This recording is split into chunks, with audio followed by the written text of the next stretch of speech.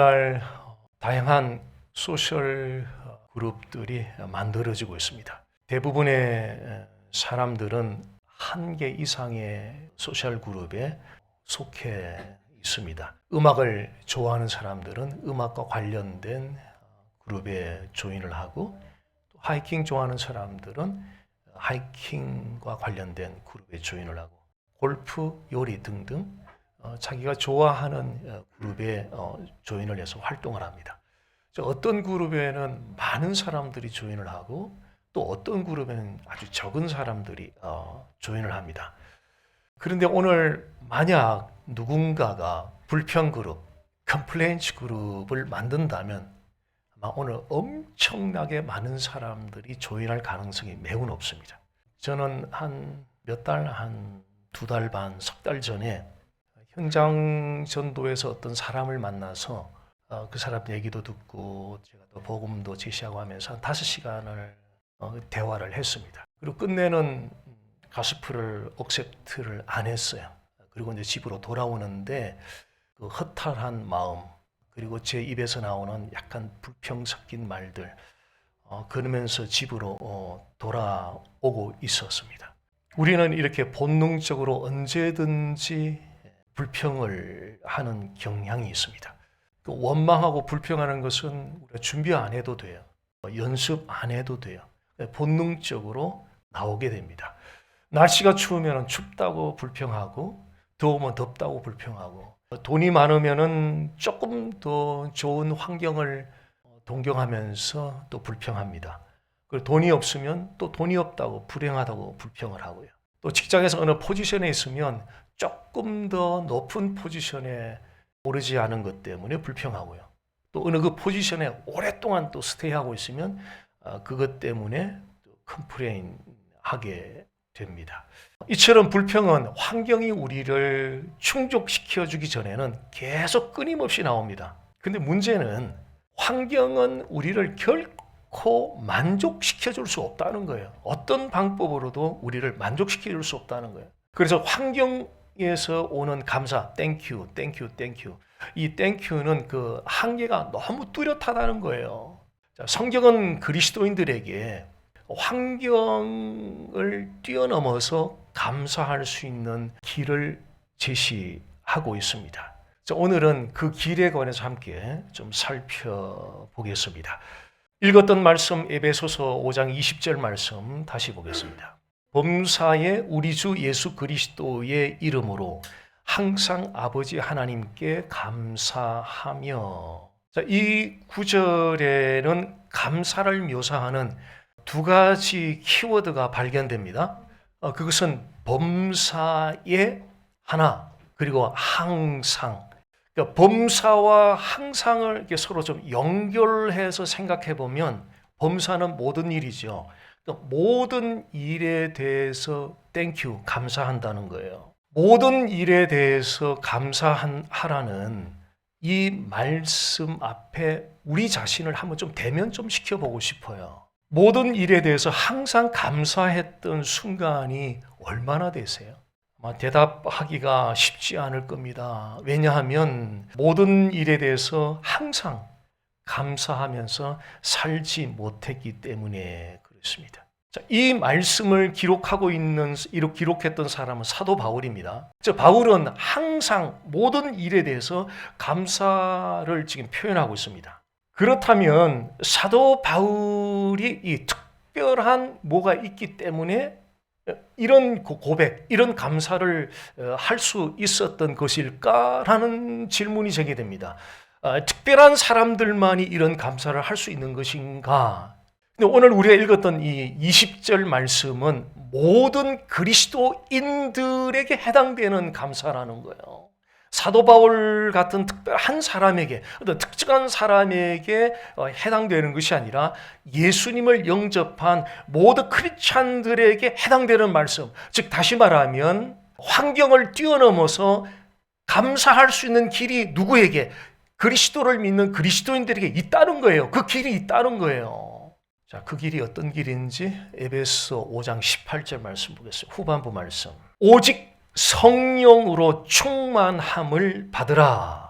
자, 이 말씀은 어떤 명령을 하고 있습니까? 이 구절은 어떤 명령을 하고 있습니까? 성령으로 충만함을 받으라는 명령을 하고 있습니다. 환경을 뛰어넘어서 항상 감사할 수 있는 것은 성령으로 충만함을 받은 결과라는 사실을 이 말씀은 우리에게 알려주고 있습니다. 자, 역으로 말하면 성령으로 충만함을 받지 않으면 감사하기보다는 원망, 컴플레인을 더 많이 하게 된다는 그런 의미예요. 성령으로 충만하지 않으면 그러니까 내 입에서 내 생각에서 네거티브 에너지가 나오고 컴플레인이 계속 나올 때는 우리는 정확하게 판단할 수 있죠. 아하, 내가 지금 성령으로 충만한 상태가 아니구나. 정확한 진단이 되겠죠. 감사하기보다는 원망하고 불평으로 가득 찬 삶을 산다고 한번 상상해 보세요.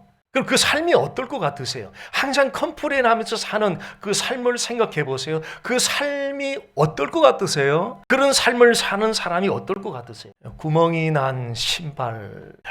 자, 저렇게 구멍 난 신발을 신고 먼 길을 걸어간다라고 좀 생각해 보십시오. 아마 처음에는 조금 불편한 정도로 느끼다가 시간이 지나면 모래도 들어오고 돌멩이도 들어오고 하면서 발이 아파요. 아프고 나중에 피도 날 수 있어요. 오래 걷다 보면은 걸을 때마다 고통스러워요. 걸을 때마다 짜증나요. 지옥처럼 느껴져요. 이 신발은 아주 부드럽고 편안한 신발입니다. 이렇게 부드럽고 편안한 신발을 신고 걸으면 장애물이 있어도 가볍게 넘어갈 수 있어요. 편안하게 오랫동안 걸어갈 수가 있어요. 구멍난 신발은 원망과 불평으로 가득한 마음에 비유될 수 있고요. 부드럽고 편안한 신발은 감사로 가득한 마음에 비유될 수 있습니다. 자, 구멍난 신발은 돌멩이도 들어오고 모래도 들어오고 불편하고 짜증나서 오래 걸을 수가 없어요. 원망과 불평이 나오기 시작하면 이렇게 계산하면 돼요. 아, 내가 지금 가는 길을 오래 못 가겠구나. 생각하면 정확해요. 그 길이 어떤 길이든지 내 입에서 원망과 불평이 나올 때는 이제 계산이 나와요. 아, 이 길 얼마 못 가겠다. 불행하죠. 예, 불행하죠. 반면에 감사하면서 살아가는 삶은 그 과정에서 어려움이 올 때 그 어려움을 극복할 힘을 제공받아요. 땡큐, 땡큐, 땡큐 할 때 하나님이 그 어려움을 극복할 힘을 제공해 줘요. 그래서 오랫동안 갈 수 있어요. 우리가 원래 목표였던 그 길을 완주할 수 있어요. 끝까지 갈 수 있어요. 그래서 행복해요. 걸어가는 그 길이 행복해요. 자, 이쯤에서 모든 일에 대해서 항상 감사하기 위해서는 성령 충만을 받아야 된다는 바로 이 말씀에 대해서 좀 진지하게 생각 좀 해봐야 될 것 같아요. 자, 우리 성령 충만에 대해서는 자주 들어왔어요. 교회를 다닌 사람들은 이미 다 잘 알고 있어요. 자주 들어왔어요. 그런데 성령 충만을 간절하게 갈망하는 시간은 그렇게 많지 않은 것 같아요. 성령 충만 자주 들어왔음에도 매일매일 아침마다 또는 일하면서 또는 잠자리 들면서 그 성령 충만을 간절하게 갈망하는 시간은 우리에게 굉장히 적은 것 같아요. 바로 여기에 우리가 충분히 행복한 삶을 살지 못하고 충분히 감사하는 삶을 살지 못하는 가장 중요한 원인이 바로 여기에 있습니다. 그래서 성령 충만함을 받아야 된다는 이 문제를 지금까지보다는 조금 더 우리가 진지하게 좀 다루어 보고 싶어요. 자, 성령 충만을 받기 위해서 우리가 어떻게 해야 되겠습니까? 무엇을 어떻게 해야 되겠습니까? 첫 번째로 제가 소개해드리고 싶은 것은 침묵 훈련을 해보십시오. 침묵 훈련을 해보십시오. 이스라엘 백성들이 광야에서 실패했던 여러 가지 원인들 중에 대표적인 원인이 끊임없는 원망과 불평의 말을 쏟아냈던 것들이었습니다. 자, 원망하고 불평하는 그 이유는 지금 내가 어려운 상황을 직면하고 있는데 그 어려운 상황에 포커스하는 거예요. 거기에 포커스하는 거예요. 거기에 포커스하면서 무엇을 놓쳐버리느냐 하면 그 내가 믿는 나의 주, 나의 하나님이 누구신지를 인식하는 일에 페일해버리는 거예요. 잊어버 놓쳐버리는 거예요.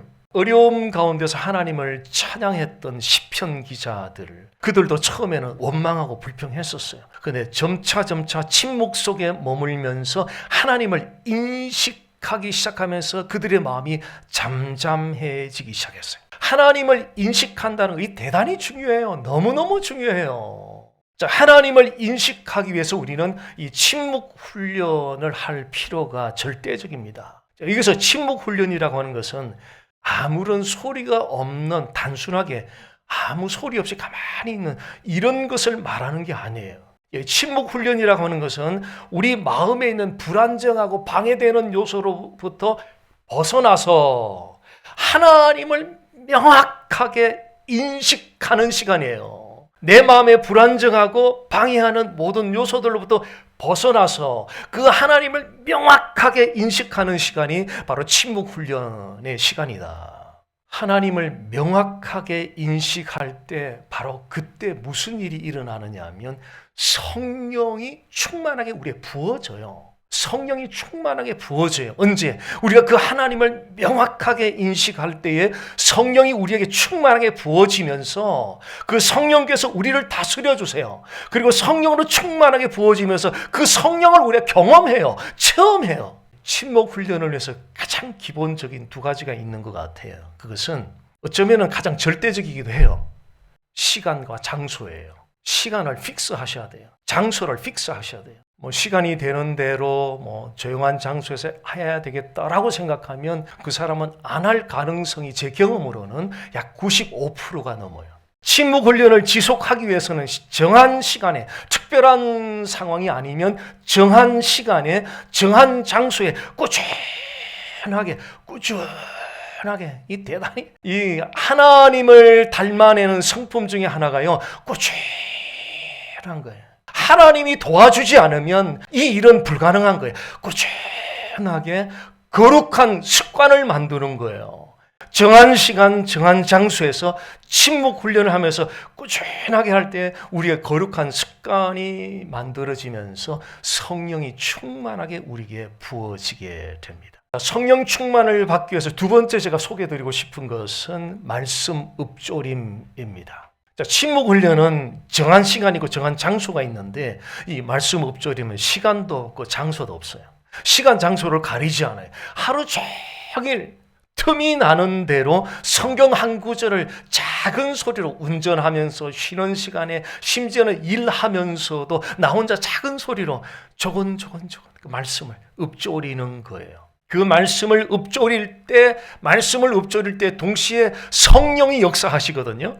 말씀을 읊조릴 때 성령이 역사하면서 우리의 영이 그 말씀을 테이스트하게 해요. 맛보게 해요. 그 성령께서 우리의 영혼이 그 하나님 말씀을 맛보게 할 때에 말씀을 통해서 성령이 우리에게 충만하게 부어지게 되는 거예요. 그래서 말씀을 읊조리다 보면은 너무 기뻐서 혼자 웃기도 하고요. 그 말씀이 탁 가슴에 터치되니까 너무 감격스러워서 혼자 울기도 하고요. 이것이 바로 성령 충만을 받는 성도들에게 주시는 하나님의 선물입니다. 웃음이 나오고 눈물이 나오는데 다른 것들을 통해서가 아니라 그분의 계시된 말씀을 통해서 웃음이 나오고 눈물이 나오는 내적 치유의 가장 완전한 내적 치유의 길입니다. 세 번째 성령 충만함을 받기 위해서 지금 소개해드리고 싶은 것은 짧은 기도를 자주 드리십시오. 짧은 기도는 하루 종일 생활을 하다가 근심되고 염려되고 두렵고 낙심되고 좌절되고 막막할 때에 짧게 자주 기도하는 거예요. 예를 한번 들어보겠습니다. 하루를 시작할 때 성령님 오늘 하루 저를 인도해 주시고 충만하게 채워 주소서.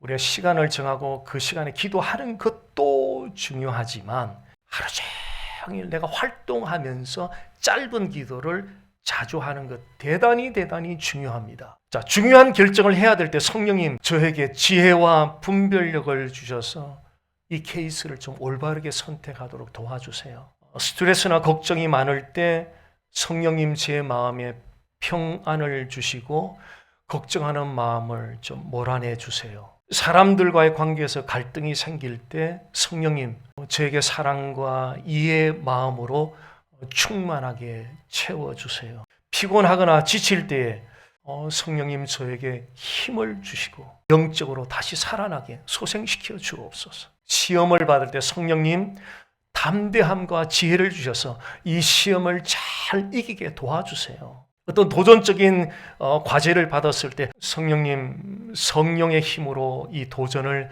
맞설 수 있도록 도와주세요. 외로움을 느낄 때 성령님, 제가 결코 혼자가 아님을 알게 하시고 당신의 위로로 충만하게 채워주세요. 짧은 기도를 반복적으로 자주 하게 될 때에 그 짧은 기도 가운데 우리가 누구와 접촉하느냐 하면 성령 하나님의 인격과 친밀하게 접촉점이 생겨요. 생각해 보세요. 자, 아침에 기도하시는 분들 집에서 기도하고 출근해요. 하루 종일 기도 안 해요. 그리고 기도는 정한 시간에 하는 것만이 기도라고 생각해요. 그렇지 않아요. 짧은 기도를 자주 반복적으로 할 때 성령과 친밀한 접촉을 하게 되면서 그 결과 우리에게 성령으로 충만하게 채워져요. 성령으로 충만하게 채워지니까 땡큐가 내 인격에서 나오는 것이 아니라 내 성격에서 나오는 것이 아니라 환경이 좋아서 나오는 것이 아니라 성령으로 충만해지니 성령이 나를 떠밀어서 땡큐, 고마워요. 하나님 고맙습니다. 고맙습니다. 자, 그런데 여기서 한 가지 주의할 점이 있습니다. 성령은 인격이시라는 거예요. 자, 이것을 강조하는 이유는요, 성령이 인격이라는 사실을 인식하지 않으면 비록 기도를 하고 있다 할지라도 하나님과의 소통이 안 돼요. 친밀한 사귐이 이루어지지 않아요. 여러 가지 상황 가운데 위급할 때 하나님 도와주세요. 막 두려움이 올 때 하나님, 운전해가면서 막 두려움이 밀려와요. 하나님, 이 두려운 마음 좀 제거해 주세요. 성령님 도와주세요. 기도할 수 있죠. 그 기도할 때 중요한 것은, 그렇게 기도할 수 있는 것은 성령님은 지성과 감정과 인격을 가진 그 인격의 하나님이시라는 거예요. 무슨 말이에요? 소통이 가능하다는 거예요. 우리의 기도를 듣는다는 거예요. 친밀한 사귐이 가능하다는 거예요. 소통이 가능하다는 거예요. 그래서 기도할 때에 그분이 인격이시라는 사실을 인식하는 것은 절대적으로 중요하다는 거예요. 환경의 한계를 뛰어넘어서 감사하기 위해서 성령으로 충만함을 받으십시오. 이제 두 번째 원리, 환경의 한계를 뛰어넘어서 감사할 수 있는 두 번째 원리로 넘어가 보겠습니다. 자, 20절 말씀 마지막 부분에 보시면은요, 아버지 하나님께 감사하며, 자, 사도 바울은 아버지 하나님께 지금 땡큐 하는데요, 감사하고 있습니다. 이 아버지라는 호칭 속에는 우리를 향한 하나님 아버지의 사랑이 지금 담겨져 있어요. 아버지, 아버지 부를 때는 자녀를 향한 하나님의 사랑이 여기 담겨져 있다는 거예요. 그래서 요한일서 4장 9절은 하나님의 사랑이 우리에게 이렇게 나타난 바 되었으니 하나님이 자기의 독생자를 세상에 보내심은 그로 말미암아 우리를 살리려 하심이라. 하나님께서 독생자를 보내주셨어요. 그 목적은 우리를 살리기 위해서. 우리를 살리기 위해서 하나님이 독생자를 보내주시고 십자가의 통째로 죽음 가운데 내어주셨는데, 하나님의 그런 의로운 행위가 무엇을 토대로 어디로부터 나왔느냐는 거예요. 그분의 어떤 성품으로부터 나왔느냐는 거예요. 그것이 바로 그분의 사랑. 독생자를 나를 위해서 이 땅에 보내주시고 그분을 십자가에 못 박혀 죽임당하게 하신 그 의로운 하나님의 행위는 우리를 향한 하나님의 사랑으로부터 그 모든 행위가 나오게 되었다는 거예요. 하나님이 아버지가 행하시는 그 모든 의로운 행위들은 모두 다 그분의 사랑으로부터 나온 것들입니다. 자, 헬렌 켈러는 시각, 청각 장애를 가지고 있었던 작가였으면서 사회운동가였습니다. 19개월째 시각, 청각 다 잃어버리고 평생 동안 그렇게 살았습니다. 성장해가면서 눈이 보이지 않고 귀가 보이지 않는 것 때문에 이 헬렌 켈러가 절망을 하고 아무런 희망을 찾을 수가 없었습니다. 근데 이 헬렌 켈러에게 아주 중요한 변화가 나타나게 되었는데요. 그 계기가 앤 설리번이라고 하는 선생님과의 만남이었습니다. 이 앤 설리번 선생님이 이 헬렌 켈러를 이제 가르치고 힘든 훈련을 하기 시작했어요. 그리고 이 선생님의 손에 글자판을 접고 헬렌 손 끝으로 그를 만지게 해서 그를 느낌으로 소통을 할 수 있도록 돕는 그 훈련을 앤 설리번 선생님이 하기 시작했습니다. 이 훈련을 받으면서도 헬렌 켈러는 왜 자기가 이 훈련을 해야 되는지 그 필요성을 전혀 이해하지 못하고 자주 선생님한테 불평도 하고 반항도 하기도 했었습니다. 그럼에도 이 앤 선생님이 끝까지 인내하면서 헬렌 켈러를 훈련을 계속 하게 됐는데, 결국 몇 년이 지난 다음에 헬렌 켈러가 그 선생님의 마음을 이해하고 깨달았고 나서는 자신의 눈도 보이지 않고 귀도 들리지 않는 그런 절망스러운 상황을 극복하게 되었고, 남은 인생 동안에 수많은 사람들에게 도전과 유익을 끼치는 영향력 있는 삶을 살게 되었습니다. 이 헬렌 켈러와 선생님 간의 이 이야기는 Father God, 아버지 하나님과 우리와의 관계를 잘 나타내주고 있습니다. 우리에게 무슨 일이 일어나든지 그것은 하나님께서 나를 사랑하시는 그 사랑을 토대로 하나님이 내게 일어난 상황 속에 개입하시고 내게 일어난 상황 속에 일하고 계신다는 거예요. 나를 향한 그 사랑에 기초하여 토대하여 우리에게 앞으로 넘어지는 일이 생겨도, 뒤로 넘어지는 일이 생겨도, 옆으로 넘어진 일이 생겨도 우리를 향한 하나님 아버지의 변함없는 사랑의 토대로 하나님은 우리를 위해서 일하고 계신 분입니다. 그러므로 환경의 한계를 뛰어넘어서 감사하기 위해서 지금까지 받은, 그분으로도 받은 측량할 수 없는 하나님의 사랑에 집중하십시오. 그분 사랑에 집중하면 집중할수록 환경을 뛰어넘는 감사가 우리 입에서 틀림없이 나오게 될 것입니다. 세 번째 원리 살펴보겠습니다. 20절 다시 보면은요. 범사에 우리 주 예수 그리스도 이름으로 항상 아버지 하나님께 감사하며, 범사에 감사하기 위해서는 요구되는 조건이 있는데요.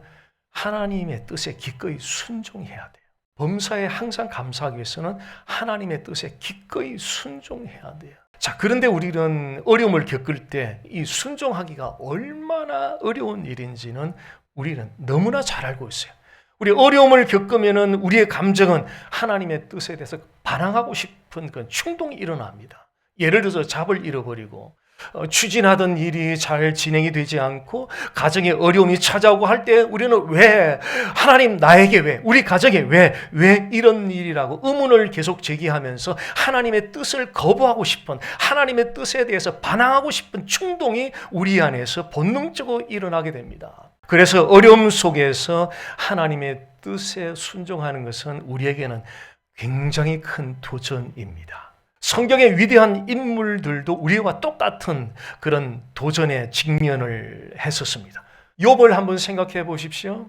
엄청난 그 고난, 10자녀 다 잃어버리고 재산 다 잃어버린 그 욥이 하는 말이 이런 말을 했습니다. 차라리 자기가 안 태어났으면 좋았을 텐데 태어난 것 자체를 저주했던 그런 원망과 불평을 쏟아냈습니다. 자, 시편 기자는 너무 힘드니까, 너무 오랫동안 힘드니까 반복해서 어찌하여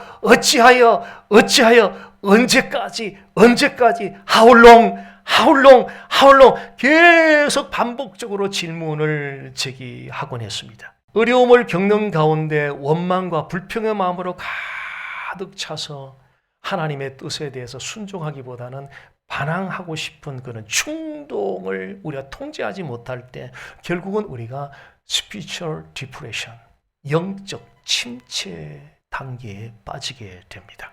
우리의 이성과 감정으로는 해결할 수가 없습니다. 영적 침체는 우리의 이성과 감정으로는 해결할 수가 없어요. 그래서 이 영적 침체가 생각보다 굉장히 길어질 때가 많아요. 그 영적 침체를 걷는 동안에는 우리가 살아가는 하루하루는 불행의 연속입니다. 그럴 때 성경 말씀에 귀를 기울여 보십시오. 그럴 때 잠언서 3장 6절 말씀 보겠습니다. 너는 범사에 그를 인정하라. 범사에 하나님을 인정하라고 말씀합니다. 모든 일에 대해서 하나님을 인정하라는 이 말은 우리가 겪고 있는 모든 상황에 대한 주권이 하나님께 있다는 사실을 신뢰하라는 거예요. 그것이 크든 작든 내가 겪는 모든 상황들 가운데 주권이 하나님께 있고 주권을 가진 하나님이 지금 이 문제를 주관하고 계신다는 거예요. 마음의 상처를 받거나 고통을 주는 크고 작은 어려움들을 한번 떠올려 보십시오. 그런 어려움들 앞에서 우리의 반응, 우리의 이성은 틀림없이 낙심하고 좌절하고 우울하고 자기 스스로를 학대하는 이런 모습으로 나타나게 될 것입니다. 결국 하나님의 뜻에 순종하지 않습니다. 이미 내 마음 자체가 거칠어져 있기 때문에 이미 거칠어져 있어요. 그 어려운 상황 때문에 그것을 감당하지 못하고 다스리지 못하니까 결국 내 마음이 거칠어져 있어요. 거칠어져 있으니까 그것이 어디로 가느냐 하면 하나님의 뜻에 반항하기 시작해요.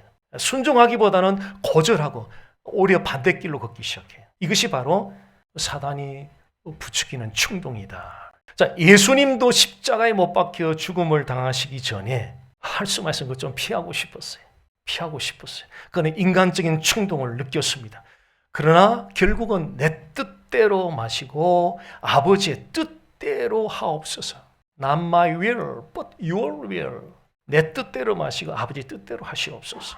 결국 아버지 하나님의 뜻에 순종했습니다. 우리가 겪는 모든 어려움 속에서 하나님이 하시는 일은 100% 선한 일만 하시거든요. 자, 우리 눈에 볼 때는 굉장히 안 좋아요. 불행해요. 이거 뭔가 잘못됐어요. 그런데 우리 한번 더 깊이 좀 들어가자고요. 그 상황을 누가 주관하고 있는지 하나님이 하시잖아요. 그분이 일하고 계시잖아요. 그분은 하는 일 모두가 다 굿네스잖아요. 선이잖아요. 하나님의 주권을 신뢰하면 이런 기도할 수 있지 않을까요? 하나님, 이 상황에 대한 하나님의 주권을 제가 인정할 수 있도록 도와주세요. 하나님. 제 마음에 불평이 나고 원망이 나고 막 네거티브한 생각이 막 요동을 칩니다. 하나님, 도와주세요. 하나님의 주권을 인정하도록 도와주세요. 내가 이해할 수 없지만 하나님이 선한 일을 하고 계시는 그분을 믿을 수 있도록 도와주세요. 그러면 성령께서 그 원망, 불평하는 마음을 극복하게 하고 하나님의 뜻에 순종케 하면서 드디어 감사가 나오기 시작하는 거예요. 그래서 순종은 하나님의 주권을 신뢰한 결과 순종이 되는 거예요. 하나님의 주권을 신뢰한 결과 순종이 되고, 감사는 순종의 결과로 나타난 열매가 감사다. 그러므로 환경의 한계를 뛰어넘어서 감사하기 위해서 모든 일에 대하여 하나님의 주권을 신뢰함으로 기꺼이 하나님의 뜻에 순종하십시오. 오늘 우리는 추수감사주의를 맞이해서 환경을 뛰어넘어서 하나님께 감사할 수 있는 세 가지 원리에 대해서 살펴봤습니다. 첫 번째는 침묵 훈련과 말씀 읊조림과 짧은 기도. 정말 적극적으로 사용하십시오. 전화 대신에 짧은 기도 하나님께 하십시오. 모든 어떤 상황이든 내 말로 내 귀로 들을 수 있도록, 대단히 중요한 일입니다. 내 말을 내 귀로 들을 수 있도록 짧게 하나님께 짧은 기도를 자주 반복적으로 드려보십시오. 그러면 성령께서 우리 마음에 충만한 은혜를 부어주실 것입니다. 두 번째는요, 하나님이 나를 얼마나 사랑하시는가를 집중적으로 헤아려 보십시오.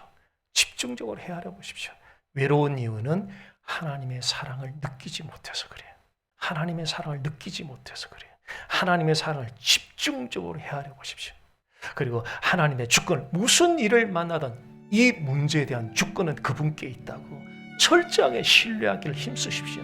그러면 원망과 불평하는 마음이 극복되면서 결국 순종과 감사로 이어지게 될 것입니다. 상처받았음에도 감사할 수 있고요. 질병이 생겼음에도 감사할 수 있고, 잡을 잃어버렸음에도 감사할 수 있고, 계획대로 일이 진행이 되지 않아도 감사할 수 있고, 아침에도 감사하고 점심에도 감사하고 저녁에도 감사할 수 있는 것, 그것이 바로 그리스도 예수 안에 있는 하나님의 자녀들입니다. 그렇게 감사하게 산다면 우리는 정말 블레스한 라이프를 우리는 살아갈 수 있을 것입니다.